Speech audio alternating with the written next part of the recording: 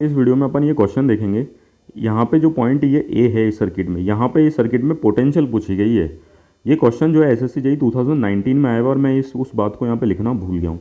देखो मैं एक चीज़ आपको वो बता दूँ अच्छी तरीके से। देखो एसएससी कभी भी अपन से ज़्यादा सॉल्व नहीं करवाता ना चाहता, वो हमेशा ट्रिकी क्वेश्चन देता है। हालांकि देख के इसको ऐसे लग रहा होगा कि भाई अपन को इसको बहुत ही ज़्यादा सॉल्व करना पड़ेगा, नहीं।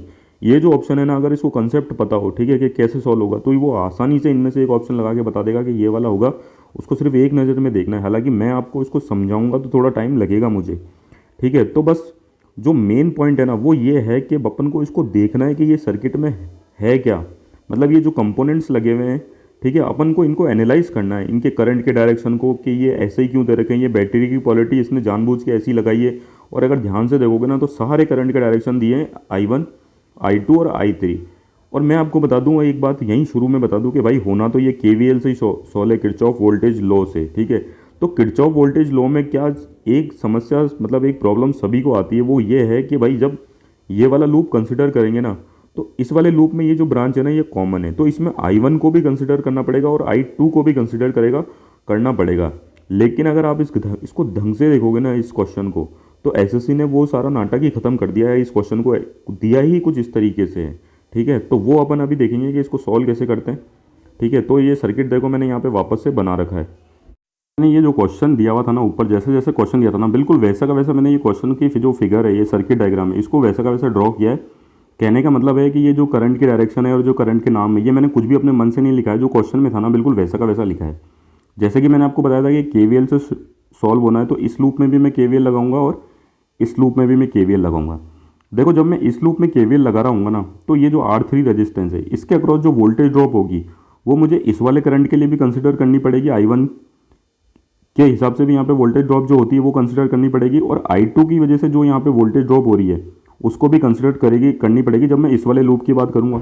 और फिर वैसे ही अगर मैं इस वाले लूप की बात करूँगा ना, तो मुझे वापस ये R3 आएगा जिसमें करंट I2 भी फ्लो होगा और जिसमें करंट I1 भी फ्लो होगा। तो मुझे दोनों करंट को कंसिडर करना पड़ेगा इस वाले रेजिस्टेंस के अक्रॉस, अगर वोल्टेज ड्रॉप की मैं बात करूँ। लेकिन देखो एसएससी ने वो चीज़ खत्म ही कर दी। उसने अपन को इस रेजिस्टेंस के अक्रॉस ये करंट दे दिया I3 एक अलग ही, ठीक है। तो अब जब मैं इस लूप की बात करूँगा ना, तो मुझे जब इसके अक्रॉस वोल्टेज ड्रॉप निकालनी पड़ेगी, तो मैं I1 और I2 को कंसिडर नहीं करूँगा, मैं डायरेक्ट लिखूंगा इसके अक्रॉस वोल्टेज ड्रॉप कितनी होगी, I3 इंटू R3, ठीक है। अब देखो उसने ऐसा किया क्यों। अगर मैं ये इस वाले नोड की बात करूँ ना, कि ए नोड की, तो देखो यहाँ पे दो करंट तो क्या कर रहे हैं, एंटर कर रहे हैं, और एक करंट लीव कर रहा है। तो जो केसीएल क्या कह रहा है, वो कह रहा है कि जो sum of current entering the node is equal to the sum of current leaving the node. तो इसीलिए एसएससी ने देखो ये I3 खुद ही बना के दे दिया ताकि अपन को सोचना नहीं पड़े। मेरे हिसाब से आप समझ गए होंगे कि मैं आपको क्या कहना चाहता हूँ। देखो एक परेशानी तो यहाँ पे सॉल्व हुई। अब अपन सिंपल सा इसमें अपना केवीएल लगाएंगे पूरे डायग्राम में, पूरे सर्किट डायग्राम में। और केवीएल क्या कहता है वो भी मैं आपको बता दूँ। Algebraic sum of current across a close loop must be equal to zero. मतलब एक क्लोज लूप की बात करूँ ना, जैसे इस क्लोज लूप की, तो जो एल्जेब्रिक सम ऑफ वोल्टेज होगा वो जीरो होगा। मतलब ये जो वोल्टेज है बैटरी का वोल्टेज प्लस इसके अक्रॉस वोल्टेज ड्रॉप प्लस इसके across voltage drop equals to कितना होगा, जीरो। अब इसको सोचते हुए अपन को क्या करना है, अपने डायग्राम को, अपने सर्किट डायग्राम और अपने क्वेश्चन को सॉल्व करना है। देखो अब दूसरी बात ये आती है कि करंट का डायरेक्शन ये I1 दे रखा है, यहाँ पे I2 दे रखा है और I3 दे रखा है। अब मैं आपको एक चीज़ बता दूं कि ये I1 दे रखा है, ठीक है। अगर नहीं दे रखा होता तो अपन को क्या करना पड़ता। हालांकि यहाँ दे रखा है, जैसे कि मैंने बोला था, वो ज़्यादा अपन से काम नहीं करवाता। देखो ये एक सिंगल आप सर्किट मानो, ठीक है। ये बैटरी का पॉजिटिव टर्मिनल और ये बैटरी का नेगेटिव टर्मिनल है। मैं 7वीं क्लास में पढ़ाया था कल, ठीक है। एक वो करंट वाला चैप्टर आता है उनके भी, तो वो ये कहता है कि अगर किसी सर्किट में बैटरी लगी हुई हो ना, तो जो करंट निकलता है वो बैटरी के पॉजिटिव टर्मिनल से निकलता है और बैटरी के नेगेटिव टर्मिनल में एंटर कर रहा है, ठीक है। तो आप सिंपल सा देख रहे हो, ये बैटरी का पॉजिटिव टर्मिनल, यहाँ से करंट निकल रहा है और बैटरी के नेगेटिव टर्मिनल में एंटर कर जा रहा है, फ्लो होता हुआ है। आप देख सकते हो ये I1 ऐसा आया, ये I3 और यहाँ पे ये एंटर कर गया, ठीक है। ये बैटरी, ये सर्किट के अंदर जब बैटरी लगेगी तब की बात है। और जो फिर से सुन लो कि जो करंट फ्लो हो रहा है वो सर्किट के अंदर कर रहा है, ध्यान रखना, बैटरी के अंदर नहीं बोल रहा हूँ पॉजिटिव टर्मिनल से नेगेटिव टर्मिनल। बात समझ रहे हो। अगर मैं बैटरी में बोल देता ना पॉजिटिव टर्मिनल से नेगेटिव टर्मिनल, तो ऐसे हो जाता, ठीक है। मैं बोल रहा हूँ सर्किट के अंदर बैटरी लगी हो तो पॉजिटिव टर्मिनल से सर्किट के अंदर निकलेगा और बैटरी के पूरा घूमता हुआ सर्किट में बैटरी के नेगेटिव टर्मिनल में आके खत्म हो जाएगा या अंदर चला जाएगा, ठीक है। अब बात करते हैं कि ये वाली पोलैरिटी कैसे मार्क करी। जैसे R1 के अक्रॉस ये प्लस माइनस मार्क करा, R2 के अक्रॉस ये प्लस माइनस मार्क करा, तो ये कैसे करा मैंने। तो मैं आपको उसके लिए बता दूं कि देखो मैं सिंपल सा एक फंडा याद रखता हूँ कि करंट हमेशा हाई पोटेंशियल से लो पोटेंशियल की तरफ फ्लो कर रहा है। तो ये करंट ऐसे फ्लो हो रहा है, तो ये मान के चलता हूँ ये वाला जो पॉइंट था हाई पोटेंशियल से निकला और लो पोटेंशियल की तरफ जा रहा है। दुनिया में हर चीज़ ऐसे ही फ्लो करती है, हाई पोटेंशियल से लो पोटेंशियल। ये आप हर जगह देख सकते हो, मैंने यही चीज़ अप्लाई करी है।